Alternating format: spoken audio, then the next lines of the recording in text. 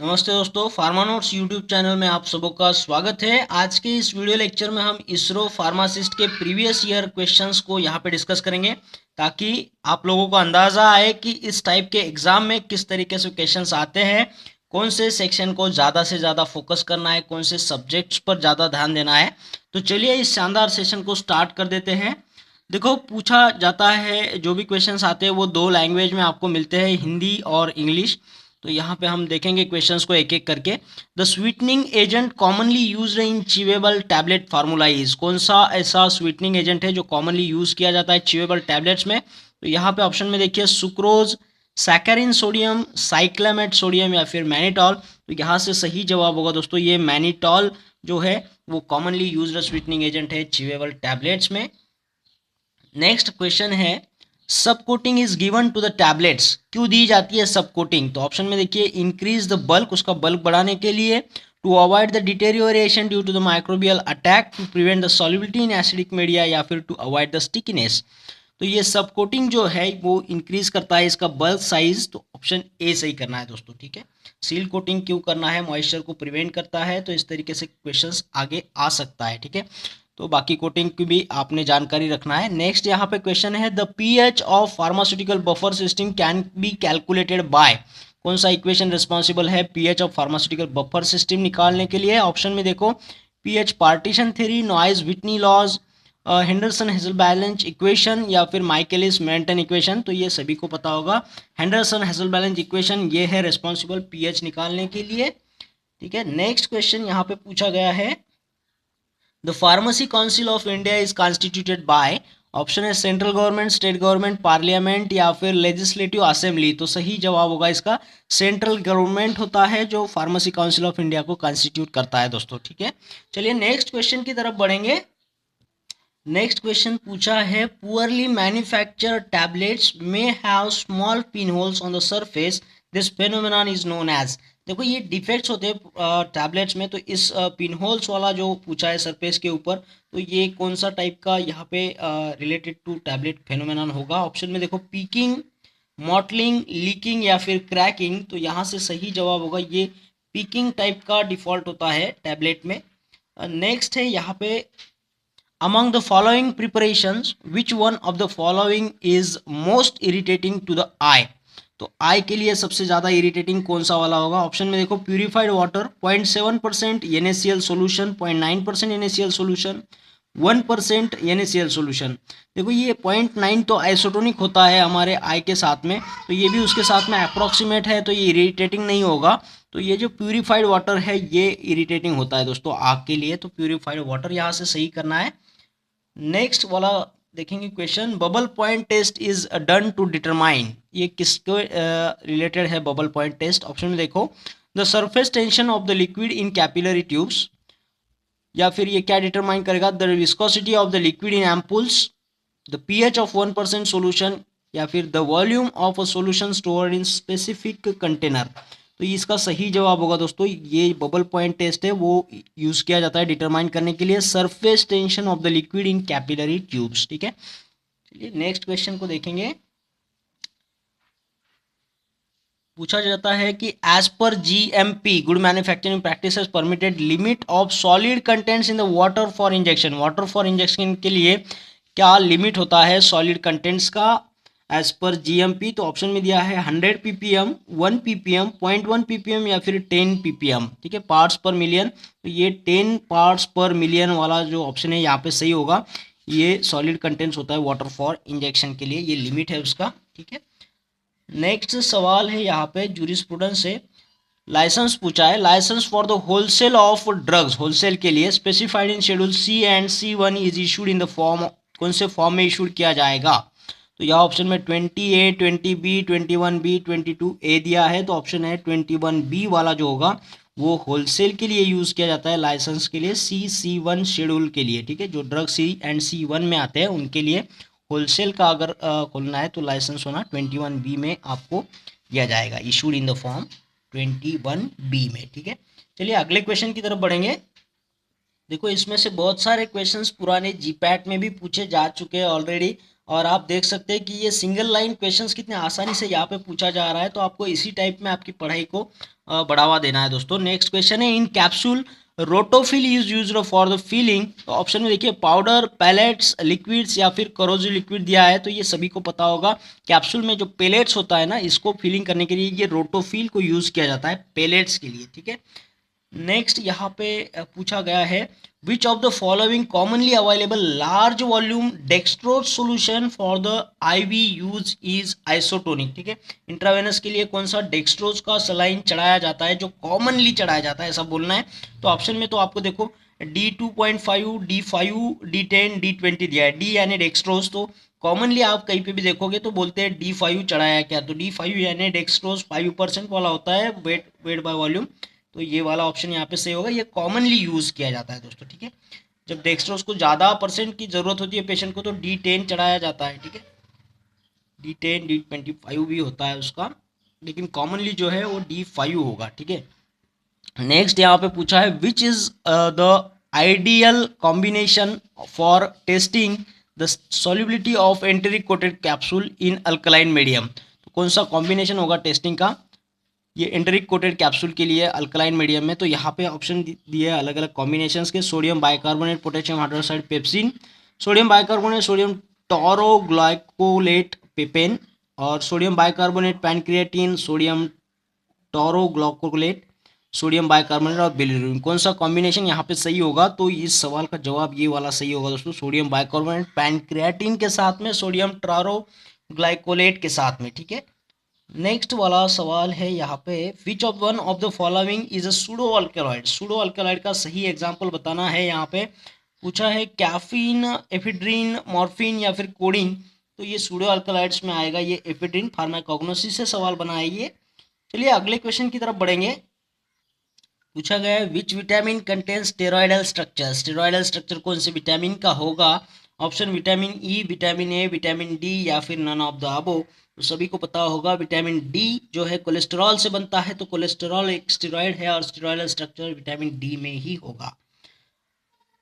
Next है, morphine is present in. Morphine किस में प्रेजेंट होगा, अट्रोपा बेलाडोना, पापावरम सोमनीफेरम, रिसियस कम्युनिस या फिर सोलानम नाइग्राम। तो इसका सही जवाब होगा ये पापावरम सोमनीफेरम होता है। पापावेरिन, मॉर्फिन इसी में प्रेजेंट होते हैं।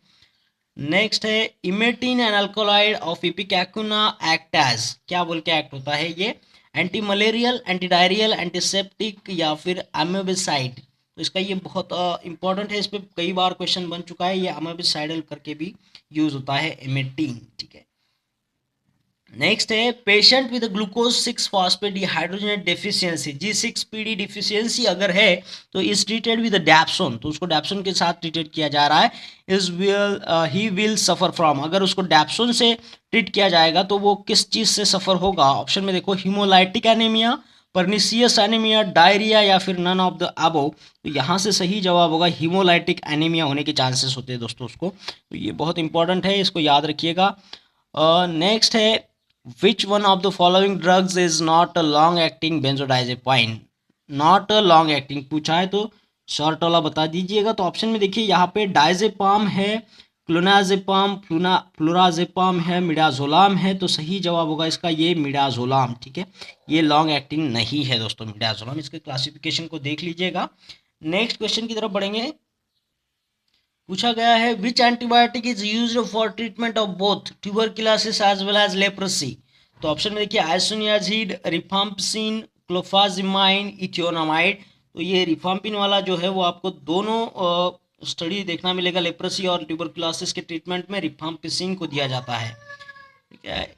अगला सवाल है, all the following are the stimulant purgatives except. कौन सा स्टिमुलेंट परगेटिव नहीं है। तो यहाँ पे बिसाकोडिल, सेना, कैस्टर ऑयल और लिक्विड पैराफिन दिया है। तो ये जो लिक्विड पैराफिन है ये स्टूल को सॉफ्ट करने वाला ड्रग है। तो ये जो है ये स्टिमुलेंट परगेटिव नहीं होगा दोस्तों। यहाँ से एक्सेप्ट पूछा है तो ये नहीं है, ठीक है। ये स्टूल को सॉफ्ट बनाने वाला ड्रग है, स्टूल सॉफ्टनर। तो ये पूरे क्लासिफिकेशन बेस पर यहाँ पे सवाल आते हैं। तो फार्माकोलॉजी को ज़्यादा से ज़्यादा फोकस करिए और क्लासिफिकेशन को सही ढंग से, उसका केमिकल क्लासिफिकेशन को भी सही ढंग से कर लेना है आप लोगों ने। Mast cell stabilizer is, mast cell stabilizer का एग्जाम्पल बताइए। ऑप्शन में देखो साल्ब्यूटामॉल, थियोफाइलिन, सोडियम क्रोमोग्लाइकोलेट और ये एट्रोपिन। तो यहाँ से देखो साल्ब्यूटामॉल, थियोफाइलिन, एट्रोपिन जो है ये ब्रांको डायलेटर कैटेगरी में आएंगे। हालांकि ये जो सोडियम क्रोमोग्लाइकेट है ये मास्ट सेल स्टेबिलाईजर का एग्जाम्पल होगा। तो ऑप्शन सी सही करिएगा यहाँ से। नेक्स्ट पूछा है anticholinergic used as a bronchodilator is. तो ऐसा कोई एंटीकोलिनर्जिक ड्रग बताइए जो ब्रांकोडायलेशन कराएगा। तो ऑप्शन देखो पिलोकार्पिन दिया है, इप्राट्रोपियम, प्राजोसिन और साल्ब्यूटामॉल। तो एट्रोपिन जो है एंटीकोलिनर्जिक होता है, सभी को पता है। तो एट्रोपिन जैसा यहाँ पे पढ़ने में लग रहा है इप्राट्रोपियम, ठीक है। इप्राट्रोपियम ब्रोमाइड जो है ब्रांकोडायलेटर कराएगा, तो ये इप्राट्रोपियम यहाँ पे सही होगा।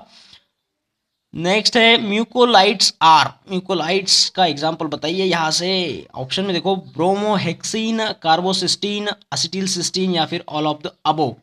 तो ये सारे के सारे एग्जांपल म्यूकोलाइट्स के हैं और साथ ही साथ में एम्ब्रोक्सॉल भी इसी के अंदर आता है म्यूकोलाइट्स कैटेगरी में। तो ये सारे एग्जांपल को याद रखना है, ये ऑल ऑफ द यहाँ पे सही होगा, सारे के सारे म्यूकोलाइट्स है। नेक्स्ट यहाँ पे है all except are antibiotics obtain from fungi, सभी के सभी फंगाई से मिलता है, लेकिन कोई एक जो है वो फंगाई से नहीं मिलता है। तो ऑप्शन देखो पेनिसिलिन, ग्लिसरियोफल्विन, सिफालोस्पोरिन और बैसिट्रासिन। तो बैसिट्रासिन जो है वो बैक्टीरिया से मिलता है, बैसिलस सबटिलिस नाम के।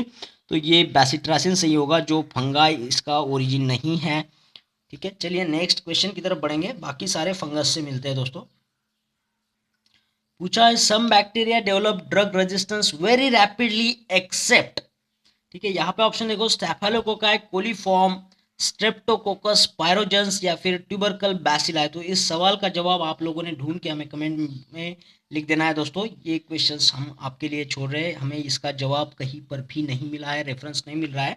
अगर आपके पास इसका जवाब हो तो कमेंट में डाल दीजिएगा, ताकि बाकी सारे एस्पिरेंट्स को भी इससे लाभ मिले।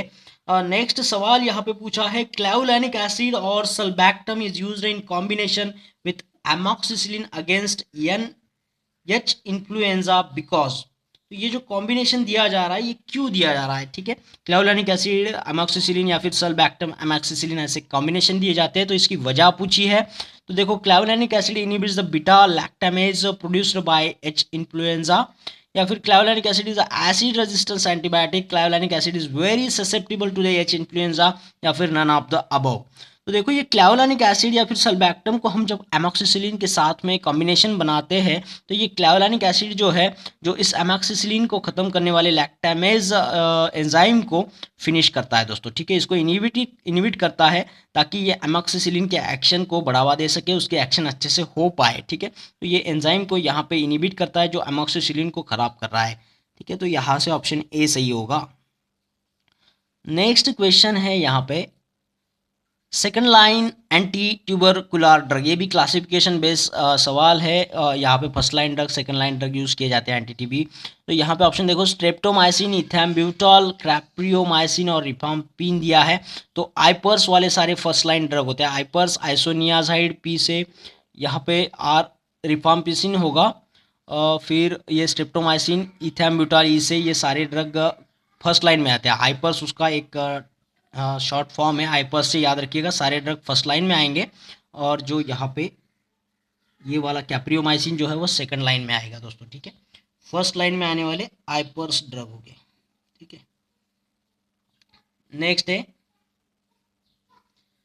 All first line TB drugs are bactericidal except, कौन सा नहीं होगा वो बताना है। सारे बैक्टीरिसिडल है, सिडल यानी बैक्टीरिया को मारने वाले। तो यहाँ पे ऑप्शन देखो आइसोनियाजाइड, रिफाम्पिसिन, इथैम्ब्यूटॉल या फिर पायराजिनामाइड। तो ये वीक बैक्टीरिसिडल है यहाँ पे ये पायराजिनामाइड, लेकिन बैक्टीरिसिडल ही इसकी एक्टिविटी है। लेकिन इथैम्ब्यूटॉल को देखेंगे तो ये बैक्टीरिसिडल एक्टिविटी नहीं रखता है, उस बैक्टीरिया को ये मार नहीं देता है, उसकी बढ़ावा को रोक देता है, लेकिन उसको मारने में के ये कैबिल नहीं, बाकी सारे उसको मार देते हैं, ठीक है। और हमने बोला अभी ये जो फर्स्ट लाइन वाले ड्रग है ना, आइपर्स ड्रग होते हैं, ठीक है। ये अभी हमने बोला आपको।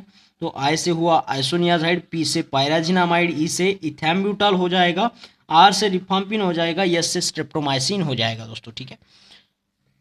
नेक्स्ट है यहाँ पे all the following except contain the imidazole ring. तो ऐसा क्वेश्चन यहाँ पे पूछा है, लेकिन ये सारे जो ऑप्शन यहाँ पे आपको दिख रहे हैं, क्लोट्राइमाजोल, माइकोनाजोल, इकोनाजोल, कीटोकोनाजोल, ये सारे के सारे ड्रग्स में इमिडाजोल रिंग प्रेजेंट है। तो एक्सेप्ट पूछा है तो ऐसा कोई यहाँ पे रिंग नहीं है। तो all contains the imidazole ring, सभी के अंदर इमिडाजोल रिंग प्रेजेंट होता है दोस्तों, ठीक है। इसमें 2 नाइट्रोजन होते हैं, अल्टरनेट जगह पे 5 मेंबर रिंग होता है, तो वो इमिडाजोल रिंग होता है दोस्तों। यहाँ पे देखो ये 1 पोजिशन और ये तीसरा पोजिशन, ठीक है, 1,3 इमिडाजोल, ठीक है। नेक्स्ट सवाल की तरफ बढ़ेंगे।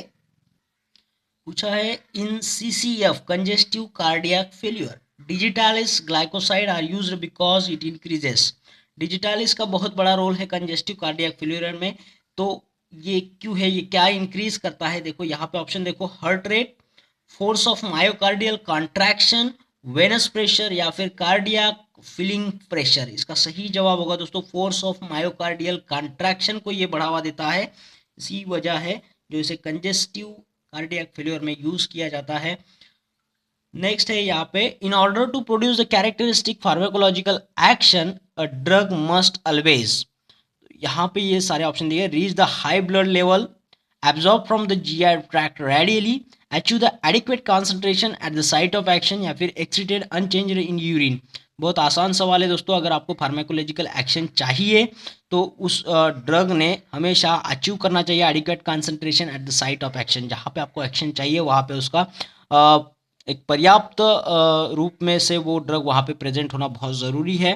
तो यहाँ पे adequate concentration at the site of action उस ड्रग ने अचीव कर लेना चाहिए दोस्तों। नेक्स्ट सवाल है यहाँ पे, heparin prevents the blood coagulation by. Mechanism of action पर सवाल है हिपैरिन के। ऑप्शन देखिए, inhibit the thrombin catalysed conversion of fibrinogen to fibrin, precipitate the blood calcium thereby prevent the coagulation reaction, inhibiting enzyme reaction, या फिर converting ionized calcium by chelation। तो heparin की mechanism of action अगर आपको पता है तो इसका जवाब आप भी दे सकते हो। तो inhibiting thrombin catalysed conversion of fibrinogen to fibrin, ये वाला इसका मैकेनिज्म ऑफ एक्शन है जिससे हमें ब्लड कोएगुलेशन को रोका जा सकता है हिपैरिन के इस्तेमाल से। तो ये ऑप्शन सही करना है। और हालांकि इसमें पार है तो ये पैरेंटरली दिए जाने वाला ड्रग है दोस्तों हिपैरिन, ठीक है। वारफेरिन को ओरली दिया जा सकता है, देते हैं, और हिपैरिन जो है वो पैरेंटरली देते हैं दोस्तों। यहाँ पे which is an anti metabolite पूछा, ये एंटी कैंसर ड्रग के क्लासिफिकेशन में आएगा। तो एंटी मेटाबोलाइट क्लास में कौन सा ड्रग आएगा बताना है। ऑप्शन देखो, फ्लोरोयूरासिल, नाइट्रोजन मस्टार्ड, साइक्लोफॉस्फामाइड, क्लोराम्ब्यूसिल। तो देखो ये हमें पता है ये एंटी मेटाबोलाइट है, तो इसमें यूरासिल नाम आ रहा है, ठीक है। तो यूरासिल, फ्लोरोयूरासिल ये जो है ये एंटी मेटाबोलाइट क्लास में आएगा। चलिए नेक्स्ट क्वेश्चन को देखते हैं। देखो पूछा है, selective beta 2 bronchodilator used for the treatment of status asthmaticus is. तो ऑप्शन में देखो, acetyl choline, terbutaline, isoetharine, या फिर डायराब्यूटेरॉल। तो यहाँ से बीटा 2 वाला जो है ब्रांकोडायलेटर, बीटा 2 एगोनिस्ट टर्ब्यूटालिन यहाँ पे हमें दिख रहा है, तो ये ऑप्शन सही करना है।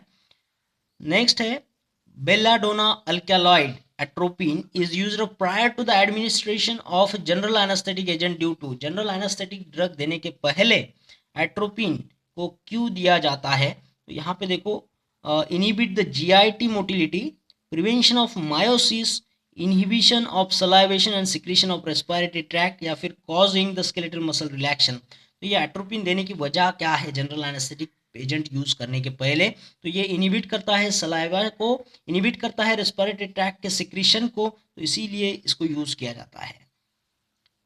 नेक्स्ट क्वेश्चन है, drug of choice is amoebic dysentery is. Amoebic dysentery के लिए कौन सा ड्रग ऑफ चॉइस इस्तेमाल करेंगे? ऑप्शन देखो, पेनिसिलिन जी, नीरिंडाजोल, मेट्रोनिडाजोल और टेट्रासाइक्लिन। तो ऑप्शन यहाँ से सही होगा, ये मेट्रोनिडाजोल जो है drug of choice amoebic dysentery के लिए। नेक्स्ट है यहाँ पे, क्लिनिकली यूज्ड यूरिकोसुरिक एजेंट, ठीक है। एंटीगोट ड्रग में जाएंगे तो आपको ये यूरिकोसुरिक दिखने मिलेगा, तो यूरिकोसुरिक एजेंट बताना है। ऑप्शन देखो, डायजेपाम, सल्फिन पायराजोन, फेनिलब्यूटाजोन, या फिर फेनिटोइन। तो प्रोबेनिसिड और सल्फिन पैराजोन जैसे ड्रग जो है वो यूरिकोसुरिक एजेंट कहलाते हैं, तो इसको यहाँ पे ये सही होगा दोस्तों, सल्फिन पायराजोन। चलिए नेक्स्ट क्वेश्चन पूछा है the metal used in the treatment of rheumatoid arthritis. तो रूमेटाइड आर्थराइटिस के लिए कौन सा मेटल इस्तेमाल करेंगे? तो सभी को पता होगा गोल्ड, और गोल्ड को कैसे लिखा जाता है? तो AU करके लिखा जाता है दोस्तों, ठीक है। बाकी ये सिल्वर, कॉपर और एंटीमनी होगा, लेकिन इसमें से सिर्फ और सिर्फ गोल्ड को यूज़ किया जाता है रूमेटाइड आर्थराइटिस में ट्रीटमेंट के लिए।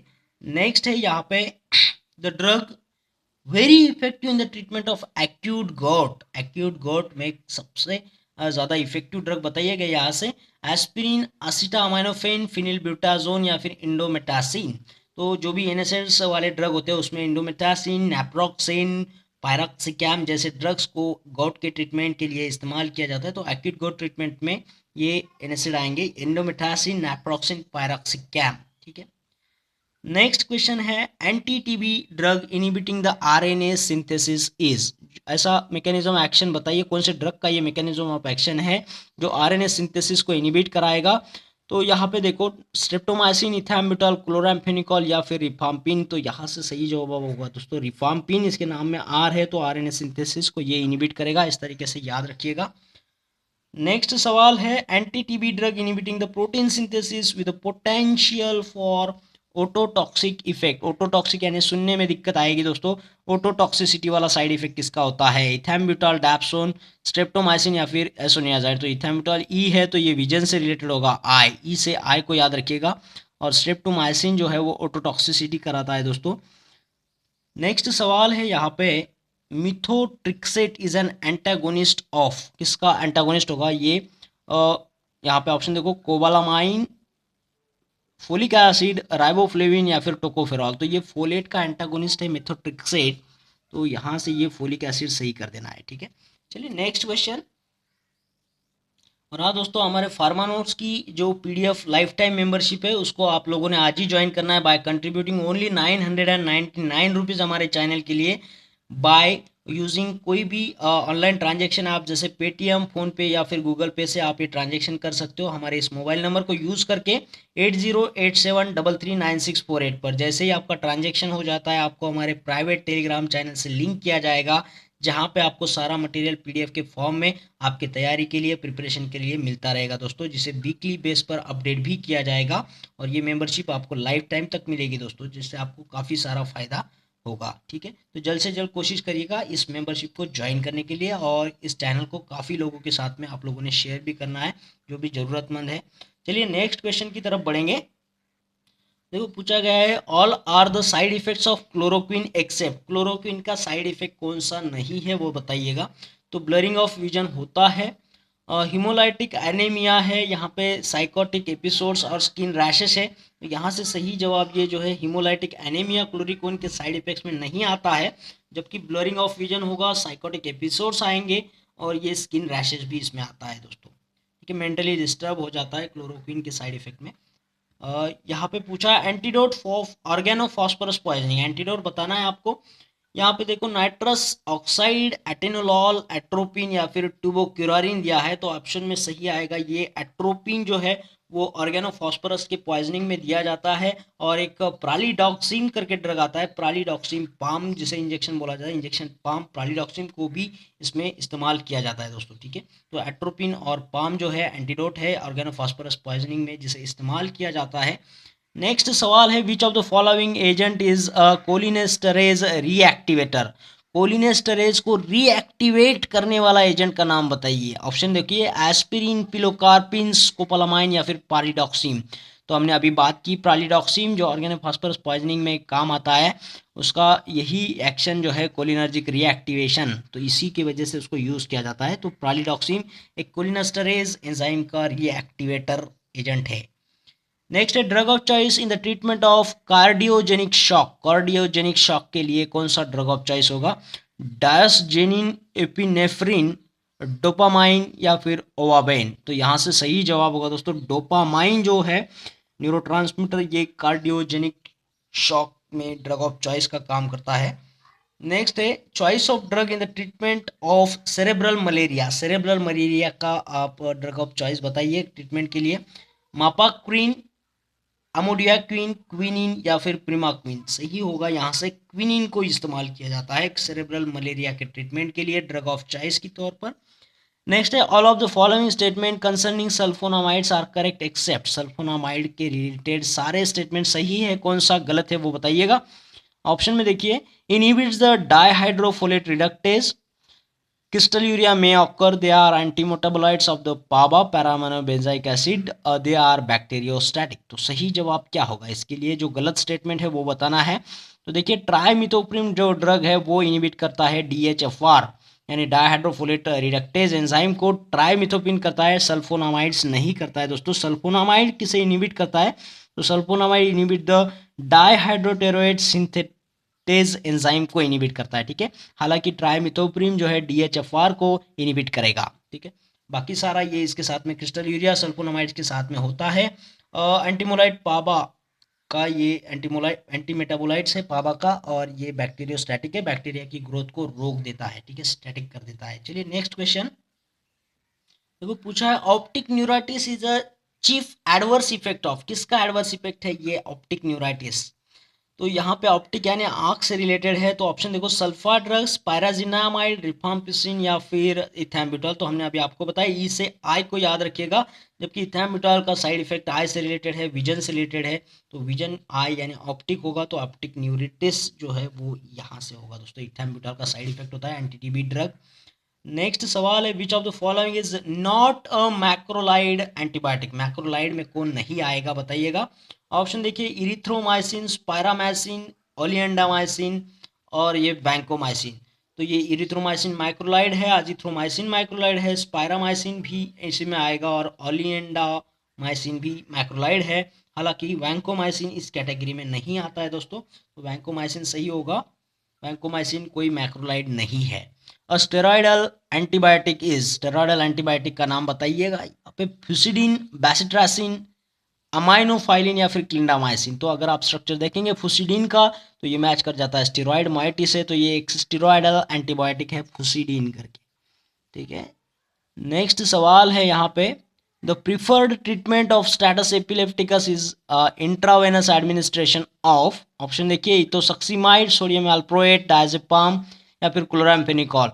तो यहाँ पे जो स्टेटस एपिलेप्टिकस की बात आती है उसके ट्रीटमेंट की, तो डायजेपाम को आपने टिक कर देना है। नेक्स्ट है bromocriptine is used to treatment of amenorrhoea because, इसकी वजह पूछी है कि ब्रोमोक्रिप्टिन को क्यों इस्तेमाल किया जाता है अमोनोरिया के ट्रीटमेंट में। तो ऑप्शन में क्या है, it stimulates the ovary, it stimulates the gonadotropin releasing hormone, it suppresses the prolactin release या फिर it stimulates the follicle stimulating hormone. तो यहाँ से सही जवाब है दोस्तों it suppress the prolactin release. ये वजह है कि ब्रोमोक्रिप्टिन को अमोनोरिया में यूज किया जाता है, तो ऑप्शन सी सही करिएगा। नेक्स्ट सवाल है यहाँ पे the primary mechanism of action of local anaesthetic is the blockade of, local anaesthetic का मैकेनिज्म ऑफ एक्शन बताइएगा। ये पोटेशियम चैनल को ब्लॉक करेगा, कैल्शियम चैनल को, सोडियम चैनल को ब्लॉक करेगा या फिर ऑल ऑफ द अबोव। तो ये प्राइमरीली जो मैकेनिज्म ऑफ एक्शन है लोकल एनेस्थेटिक का, ये सोडियम चैनल को ब्लॉक करके चलता है, ठीक है। नेक्स्ट क्वेश्चन की तरफ बढ़ेंगे। Long term use of glucocorticoids induce, तो लॉन्ग टर्म यूज करने से क्या नुकसान होगा वो बताइएगा। ऑप्शन देखो हाइपोटेंशन, हिपैटोटॉक्सिसिटी, ऑस्टियोपोरोसिस या फिर ब्रैडिकार्डिया। तो ग्लूकोकॉर्टिकॉइड का अगर इस्तेमाल हम बहुत ज़्यादा करते हैं, बहुत ज़्यादा दिनों, जैसे प्रेडनिसोलोन का इस्तेमाल करेंगे तो साइड इफेक्ट में हमें हमारा लॉस ऑफ बोन मिलेगा दोस्तों, तो ऑस्टियोपोरोसिस हो सकता है, तो ऑप्शन सी सही होगा यहाँ पे। नेक्स्ट है clomiphene is used to treat the infertility because it stimulates, clomiphene ऐसा ड्रग है ये इनफर्टिलिटी को ट्रीट करता है, लेकिन इसकी मैकेनिज्म ऑफ एक्शन क्या है, किसको स्टिमुलेट करेगा, ये ल्यूटिनाइजिंग हार्मोन सिक्रीशन को स्टिमुलेट करेगा, फॉलिकुलर डेवलपमेंट को स्टिमुलेट करेगा, ओवुलेशन को स्टिमुलेट करेगा या फिर यूटेरस की एक्टिविटी को स्टिमुलेट करेगा। तो इसका सही जवाब है दोस्तों ये ओवुलेशन को स्टिमुलेट करता है, जिससे ये इनफर्टिलिटी को ट्रीट करता है दोस्तों, ठीक है। क्लोमिफिन बहुत अच्छा ड्रग है, इसको याद रखिएगा। नेक्स्ट है isoxsuprine is used to treat, option देखिए asthma, severe hypotension, nasal congestion और प्रीमैच्योर लेबर। यह आइसॉक्स्प्रिन ऐसा ड्रग है जो लेबर से ये कनेक्ट करता है, तो ये प्रीमैच्योर लेवल जो होता है इसमें इसको इस्तेमाल किया जाता है, ठीक है। जो भी डिलीवरी होती है वो अगर प्री मैच्योर हो, मैच्योर होने के पहले ही 9 महीने 9 दिन से पहले हो, तो उसमें आइसॉक्स्प्रिन दिया जाता है। नेक्स्ट यहाँ पे है the phenomena of invasion and destruction of tissue is known as, इसको क्या बोलेंगे यार, डेफिनेशन पूछिए आपसे, ये पैथोजेनिसिटी का डेफिनेशन होता है। नेक्स्ट सवाल है यहाँ पे, organism that can grow on organic matter from the dead plants और एनिमल्स आर कॉल्ड एज। देखो डेड प्लांट ऑर्गेनिक मैटर पे कोई ऑर्गेनिज्म जिंदा है तो उससे क्या कहेंगे, यहाँ पे ऑप्शन देखिए, सैप्रोफाइट्स, पैरासाइट्स, साइकोट्रॉप्स या फिर मिसोफिल्स। तो यहाँ से सही जवाब होगा दोस्तों ये सैप्रोफाइट्स होगा। और ये पैरासाइट्स तो ये परजीवी होते हैं, और ये साइक्रोफाइट्स जो होते हैं ना, ये फ्रीजिंग टेम्परेचर पर जिंदा रहने वाले जो बैक्टीरिया होंगे उनको बोला जाता है, और मॉडरेट टेम्परेचर पे होते हैं उनको मिसोफिल्स बोला जाता है। ये भी बहुत इंपॉर्टेंट कंसेप्ट है, यहाँ पे टर्मिनोलॉजीज को याद रखिएगा इस। नेक्स्ट ये है यहाँ पे, ग्लिसरॉल में be use as a preservative in a percentage of, कितना परसेंटेज में इसको यूज करेंगे तो इसका इस्तेमाल हम प्रिजर्वेटिव करके कर सकते हैं ग्लिसरॉल का। तो यहाँ पे ऑप्शन देखो 15, 50, 1 या फिर 0.1। तो ये 50% में अगर हम इस्तेमाल करते हैं तो उसको ग्लिसरॉल को हम यहाँ पे प्रिजर्वेटिव के तौर पर इस्तेमाल कर सकते हैं दोस्तों। नेक्स्ट क्वेश्चन पूछा है, the micro organisms that can enter the body only through an injury is, injury के माध्यम से कौन सा ऐसा माइक्रो ऑर्गेनिज्म है जो बॉडी में एंटर कर जाता है। ऑप्शन है salmonella typhi, clostridium tetani, clostridium botulinum या फिर स्ट्रेप्टोकोकस पायोजेंस। तो यहाँ से देखो जब भी हमें इंजुरी होती है तो बोलते हैं टीटी लिया कि नहीं, तो ये टिटानी है, क्लॉस्ट्रीडियम टिटानी इसका जवाब होगा जो इंजुरी के माध्यम से बॉडी में एंटर करेगा। नेक्स्ट है, tears contain an antibacterial enzyme known as, tears में कौन सा एंटीबैक्टीरियल एंजाइम होता है भाई। यहाँ पे ऑप्शन देखो, जाइमेज, डायस्टेज, लाइसोजाइम या फिर लाइपेज। तो सही जवाब होगा लाइसोजाइम जो है एंटीबैक्टीरियल एंजाइम हमारे आंख में आने वाले आंसू में होता है। नेक्स्ट है, protein deficiency disease is known as, protein deficiency disease को क्या बोलेंगे, Cushing's disease, Fabry's disease, Parkinson's disease या फिर क्वाशियोर्कर डिसीज एंड मैरास्मस। तो क्वाशियोर्कर और मैरास्मस जो है वो प्रोटीन डिफिशियंसी से रिलेटेड डिसीज है दोस्तों, तो इसको टिक करिएगा यहाँ पे। नेक्स्ट है, glycogen is present in all body tissue except, glycogen कहाँ नहीं होता है वो बताना है। ऑप्शन में दिया है लीवर, ब्रेन, किडनी, स्टमक। तो इसका सही जवाब होगा ब्रेन में ये नहीं होता है। नेक्स्ट है, the conversion of carotenoids to vitamin A takes place in, इसकी जगह बतानी है यार, बॉडी में कहाँ पे इसका कन्वर्जन होता है। Carotenoids are converted to vitamin A, retinol, retinol जिसका नाम होता है, ये कन्वर्जन कहाँ होता है। ऑप्शन देखिए, इंटेस्टाइन, लीवर, किडनी या फिर स्किन। तो इसका सही जवाब है ये इंटेस्टाइन में चलता है दोस्तों। ये carotenoids are converted into vitamin A, ये इंटेस्टाइन में होता है। ठीक है, चलिए नेक्स्ट क्वेश्चन पूछा है, the precursor of bile salt, sex hormones and vitamin D is, इसका जो सिंथेसिस है उसका जो प्रिकर्सर मॉलिक्यूल है वो कौन सा होगा यहाँ से, डायस्जेनिन, कोलेस्टेरॉल, कैम्फेस्टेरॉल या फिर इर्गस्टेरॉल। तो सही जवाब है ये कोलेस्टेरॉल, ये सबका प्रिकर्सर है जिससे ये सारे मॉलिक्यूल बनते हैं आगे। नेक्स्ट सवाल है, इंटरनेशनल एंजाइम कमीशन के अकॉर्डिंग क्लासिफिकेशन एंजाइम कितने कैटेगरी में किया हुआ है। तो यहाँ पे ऑप्शन दिया है 3, 6, 4 या फिर 10। तो मैं आपको बता दूं ये ऑथलील जो है इसका शॉर्ट फॉर्म है सारे क्लासिफिकेशन का, तो ये 6 अल्फ़ाबेट से है, ये तो 6 क्लासेस में इसको क्लासीफाई किया गया है। ओ से होगा ऑक्सीडो रिडक्टेज, ट्रांसफरेज, हाइड्रोलेजेज, लाइगेजेज, लायाजेज और ये आइसोमरेज होगा। तो ये सारे 6 क्लास को डिवाइड किया है एंजाइम को इंटरनेशनल एंजाइम कमीशन के द्वारा। नेक्स्ट सवाल है, platelets contain an enzyme which has an important role in clotting of blood, this enzyme is known as, ऐसा कौन सा एंजाइम है भाई प्लेटलेट के पास में जिसका रोल ये क्लॉटिंग ऑफ ब्लड में होता है। तो ऑप्शन देखो, कोलिनेस्टरेज, ट्रांसअमाइनेज, डीकार्बोक्सिलेज या फिर थ्रोम्बोकाइनेज। कोई भी बता देगा यार, ये थ्रोम्बोकाइनेज होगा इसके पास में।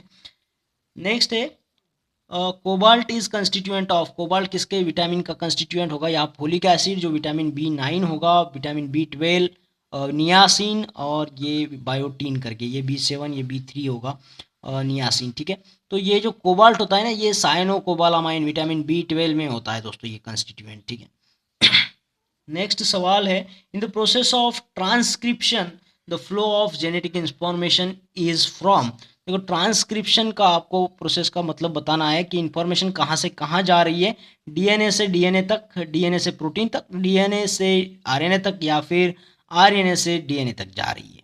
तो ये ट्रांसक्रिप्शन जो होता है ना, ये डीएनए से एमआरएनए जब बनता है तो उसको बोलते हैं ट्रांसक्रिप्शन दोस्तों, ठीक है। और ट्रांसलेशन का मतलब भी आपने देख लेना है, ट्रांसलेशन, ठीक है। आरएनए से जब प्रोटीन बनता है उसको बोलते हैं, ये सेंट्रल डोग्मा ऑफ लाइफ, पढ़ लेना एक बार। नेक्स्ट है milk is deficient in which mineral, कौन सा मिनरल मिल्क में नहीं पाया जाता। ऑप्शन देखो फास्फोरस, सोडियम, आयरन या फिर पोटेशियम। तो देखो ये मिल्क में फेकू जो है ना ये नहीं होते हैं, फेकू यानी मिल्क को फेकू करके याद रखिएगा। तो ये मिनरल्स इसमें नहीं होते हैं। फे से आयरन होगा, कॉपर होगा, तो ये मिल्क में नहीं पाए जाते हैं दोस्तों। तो यहाँ से जो लोहा है, आयरन है, वो मिल्क में नहीं होता है, बाकी सारे होते हैं। नेक्स्ट क्वेश्चन पूछा है unopened insulin is stored at, तो इसको कहाँ पे स्टोर करेंगे, कौन से टेम्परेचर पे। -1 से लेके -5 डिग्री सेल्सियस, 2 से लेके 8 डिग्री सेल्सियस, 15 से 20 या 20 से 30। तो ये सही होगा इसका, 2 से लेकर के 8 डिग्री तक अनओपन इंसुलिन को स्टोर किया जाना चाहिए। नेक्स्ट है यहाँ पे ग्लार्जिन इज, ग्लार्जिन क्या है। तो मैं आपको बता दूं ये इंसुलिन के क्लासिफिकेशन में आता है, लेकिन हमें बताना है इसके रिलेटेड कौन सा यहाँ पे ऑप्शन है जो इसके साथ में सही है। तो देखो glargine is a short acting insulin, glargine intermediate acting insulin, glargine is peakless insulin या फिर glargine is oral insulin. Glargine क्या है भाई, तो मैं बता दूं आपको ग्लार्जिन है ना, ये शॉर्ट एक्टिंग है ना इंटरमीडिएट एक्टिंग है, ये एक लॉन्ग एक्टिंग इंसुलिन होता है जिसमें डेटिमीर और ग्लार्जिन आते हैं।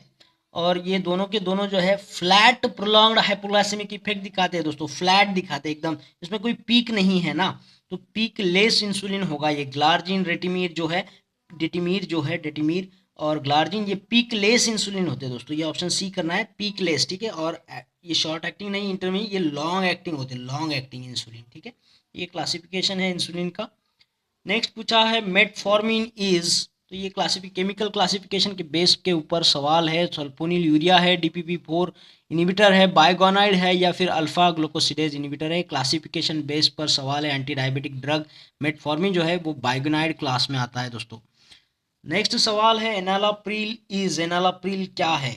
तो ऑप्शन देखिए angiotensin receptor blocker, calcium channel blocker, beta blocker या फिर एंजियोटेंसिन कन्वर्टिंग एंजाइम इनिबिटर। तो ये S inhibitor, ACE inhibitor, S inhibitor का एंजाइम, ये एग्जाम्पल है एनालाप्रिल। सारे जो सफिक्स में प्रिल आते हैं ये इसी में आते हैं, एस इनिबिटर में। और सर्टान अगर सफिक्स में आता हो तो ये ARBs होते हैं, एंजियोटेंसिन रिसेप्टर ब्लॉकर, ठीक है। ARBs में सर्टान आते हैं और एस इनिबिटर में एनालाप्रिल आते हैं दोस्तों। नेक्स्ट है यहाँ पे in primary vaccination DPT, diphtheria, pertussis और ये टाइफाइड इज गिवन एज, कब कब कब दिया जाता है वो बताना है। देखो ऑप्शन में दिया है 3 doses at 1 month interval, 3 doses at 3 month interval, 5 doses at 1 month interval या फिर सिंगल डोज दिया जाएगा। तो DPT वैक्सीन जो किया जाता है ये दिया जाता है 6ठे वीक में, 10वें वीक में और 14वें वीक में। तो बीच में जो 4 वीक का जो गैप जा रहा है ना उसको 1 मंथ बोलेंगे। तो 3 doses at the 1 month interval इसको दिया जाता है दोस्तों, ठीक है। चलिए नेक्स्ट क्वेश्चन की तरफ बढ़ेंगे। देखो पूछा गया the following are NSAIDs except, कौन सा वाला एनएसएड नहीं है non steroidal anti inflammatory drug. Option देखो आइबुप्रोफेन, डाइक्लोफिनैक, कीटोटाइफेन या फिर पिरोक्सिकैम। तो यहाँ से सही जवाब होगा दोस्तों ये कीटोटाइफेन जो है ये एनएसएड्स नहीं है, ये H1 antihistaminic and mast cell stabiliser वाला ड्रग होता है।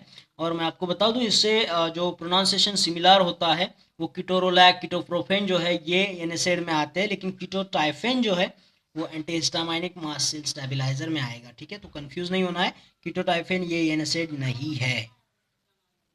नेक्स्ट है dextromethorphan is used in the cough syrup as, dextromethorphan को कफ साइरप में डाला जाता है, इसकी वजह क्या है।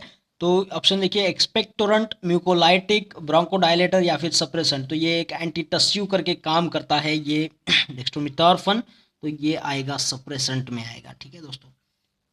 नेक्स्ट हम बात करेंगे अगले क्वेश्चन की यहाँ पे the following are proton pump inhibitor PPIs except, कौन सा वाला नहीं है बताइएगा। PPI यानी जोल आता है सबके लास्ट में। तो ओमेप्राजोल, रैबिप्राजोल, पेंटोप्राजोल ये सारे के सारे प्रोटॉन पंप इनिबिटर है, लेकिन अल्बेंडाजोल इसमें भी जोल आ रहा है, लेकिन ये अल्बेंडाजोल इसमें नहीं आएगा दोस्तों, ठीक है। ये जंतु को मारने वाली गोली है अल्बेंडाजोल, साइरप भी आता है इसका। नेक्स्ट सवाल की तरफ बढ़ेंगे। देखो ये 80 लास्ट सवाल है। तो इस एग्ज़ाम में, इसरो के एग्ज़ाम में आपको 80 सवाल पूछेंगे आएंगे। सारे क्वेश्चंस को वेटेज होगा 4 मार्क्स का। एक सवाल गलत भी हो जाता है तो निगेटिव सिस्टम होता है इसमें, ठीक है। एक सवाल गलत हो जाता है तो आपका 1 मार्क चला जाता है दोस्तों, ठीक है। देखिए पूछा है, the following are the true of national pharmaceutical pricing authority NPPA except, कौन सा एक इसमें से गलत है बताइएगा। It is a statutory body. Next बोला it can fund the studies regarding the pricing of drugs, it monitors the drug shortage and takes appropriate decision to rectify it, या फिर it collects and maintains the data regarding the import and export of drug. तो ये import और export के regarding तो data तो करता ही है कलेक्ट, ये मॉनिटर्स करता है ड्रग के शॉर्टेज और उसका जो अप्रोप्रिएट एक्शन लेना होता है ये उसको कर सकते हैं। और ये एक स्टैट्यूटरी बॉडी तो है ही है। और ये जो बता रहा है it can fund the studies regarding the pricing of drug, ये इसका फंक्शन नहीं है दोस्तों। तो ऑप्शन बी जो है इसके रिलेवेंट नहीं है NPPA के, बाकी सारे इसी के रिलेवेंट है, ठीक है। तो इस वीडियो में इतना ही। आशा करता हूँ आपको ये वीडियो अच्छा लगा होगा, पसंद आया होगा। और अगर ऐसा हुआ है तो इस वीडियो को लाइक करना है, शेयर करना है और कमेंट बॉक्स में कमेंट ज़रूर करना है दोस्तों। और हाँ, उन लोगों से मेरी गुजारिश है जिन लोगों ने चैनल को अभी तक सब्सक्राइब नहीं किया है, चैनल को सब्सक्राइब कर देना है। उसके बाद आने वाले बेल आइकॉन को क्लिक करके ऑल बटन को ज़रूर दबाना है दोस्तों। इससे होता क्या है कि आने वाले हर एक वीडियो का नोटिफिकेशन आपको मिलता रहेगा और आपको यूं ही लाभ होता रहेगा दोस्तों। तो मिलते हैं एक और बेहतरीन वीडियो के साथ में, तब तक के लिए थैंक यू।